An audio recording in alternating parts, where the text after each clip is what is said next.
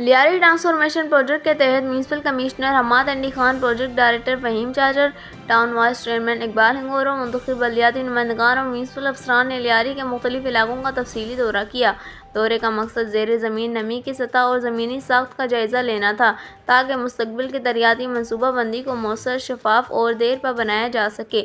وفد نے سیوریج اور پانی کی لائنوں کی تنصیب کے جاری منصوبوں کا بھی معائنہ کیا تاکہ ان کی مضبوطی اور کارکردگی کو یقینی بنایا جا سکے۔ میونسپل کمشنر حماد علی خان نے کہا کہ یہ منصوبہ لیاری کے بنیادی ڈھانچے کی بہتری کے لیے سنگ میل ثابت ہوگا۔ پروجیکٹ ڈائریکٹر فہیم چاچر نے بتایا کہ جدید انجینئرنگ تکنیکوں کی مدد سے زیر زمین نمی کے چیلنج سے مؤثر طور پر نمٹا جا رہا ہے۔ وائس چیئرمین اقبال ہنگورو کا کہنا تھا کہ عوام کو صاف پانی اور مؤثر سیوریج نظام کی فراہمی ہماری اولین ترجیح ہے۔ بلدیاتی نمائندگان نے اس بات پر زور دیا کہ شفافیت اور معیار کو برقرار رکھتے ہوئے ترقیاتی کاموں کو وقت پر مکمل کیا جائے گا۔